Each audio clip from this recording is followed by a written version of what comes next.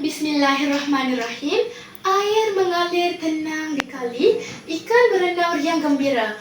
Rukun negaraku ku berdiri menjadi teras harmoni negara. Assalamualaikum warahmatullahi wabarakatuh. Kalungan apresiasi buatan pengerusi majlis yang dihormati barisan hakim yang arif lagi bijaksana. Semestinya penjaga masa yang setia dengar randiknya. Seterusnya, saudara dan saudari harapan bumi pertiwi. Salam sejahtera dan salam Malaysia Madani. Berdirinya saya di sini bukan kerana tidak diberikan kerusi, bukan pula untuk berbasa-basi, akan tetapi ingin menyampaikan pidato yang bertajuk Rukun Negara Asas Perpaduan. Hadirin sekalian, pernahkah kita bayangkan suatu masa dahulu tanah air kita pernah menangis? Tangisan itu bukan kerana ribut maupun banjir, akan tetapi kerana api kebencian yang memusnahkan rasa kasih sesama rakyat. Tanggal 13 Mei 1969, bumi bertuah ini seakan-akan berhenti bernafas. Saudara mentang saudara, jiran menjadi musuh darah di mana tempat. Tangisan seorang ibu kehilangan anaknya dan jeritan seorang anak mencari bapanya.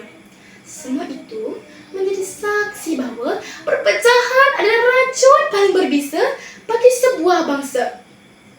Namun, di tengah kegelapan itu, bangkitlah sebuah tekad untuk menyatukan semula jiwa-jiwa yang terluka. Maka, lahirlah Rukun Negara, 5 prinsip keramat yang menjadi tiang seri negara tercinta. Hadirin yang saya hormati, marilah bersama saya kita menghayati 5 prinsip Rukun Negara. Yang pertama, kepercayaan kepada Tuhan. Yang kedua, kesetiaan kepada raja dan negara. Yang ketiga, keluhuran perlembagaan. Yang keempat, kedaulatan undang-undang. Dan yang kelima, kesopanan dan kesusilaan. Prinsip pertama, kepercayaan kepada Tuhan. Sejarah membuktikan bahawa prinsip ini adalah asas kekuatan bagi sesuatu bangsa. Sebelum merdeka, para perjuang seperti Tok Zangkut dan Mat Kilau berjuang dengan jiwa yang kental kerana yakinnya bahawa setiap perjuangan yang suci berpaksikan kepada keimanan dan restu ilahi. Pada suatu ketika dahulu, rakyat tidak mempunyai senjata yang hebat-hebat. Akan tetapi, cukuplah sekadar doa dan keyakinan bahawa Tuhan bersama. Kerana itulah, Rukun Negara dimulai dengan prinsip kepercayaan kepada Tuhan agar segala keamanan dan kemajuan negara akan bermakna jika berpaksikan kepada nilai ketuhanan. Sudah terang lagi bersuluh, rukun pertama, rukun yang 5 mendukung agama Islam sebagai agama rasmi Malaysia.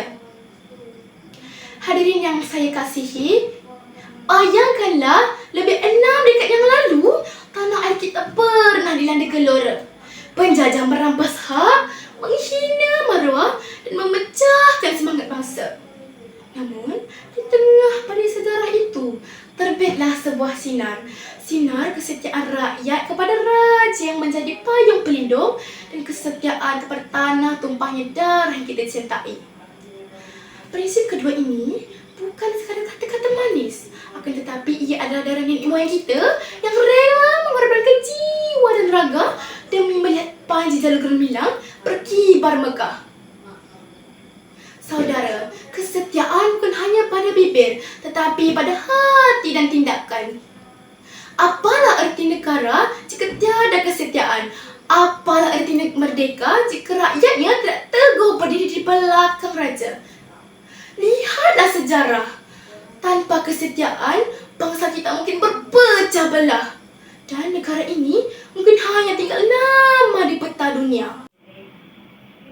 Hadirin yang saya sanjungi, sejarah Malaysia penuh dengan menegakkan undang-undang yang adil. Dari kisah Tok Maharaja Lela yang bangkit menentang penjajah British yang mempermainkan kedaulatan hukum ke zaman moden, di mana rakyat Malaysia bangkit menuntut keadilan, ketelusan dan penegakan undang-undang terhadap siapa sahaja, baik rakyat biasa maupun pemimpin atasan. Ingatlah, dalam negara yang berdaulat, tiada siapa yang berada di atas undang-undang. Yang salah tetap salah walaupun dikala mentari.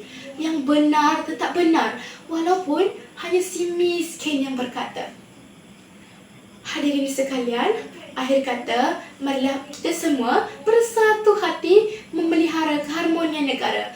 Jangan biarkan perbezaan memecah belahkan kita. Ingatlah, rukun negara merupakan asas kekuatan dan perpaduan rakyat Malaysia. Tanpa rukun negara, hilanglah arah dan jati diri kita sebagai warga negara. Ibarat telur sesangka, pecah sebiji, pecah semua. Bersama kita amalkan, bersama kita jayakan. Sekian, wabillahi taufiq wal hidayah. Wassalamualaikum warahmatullahi wabarakatuh.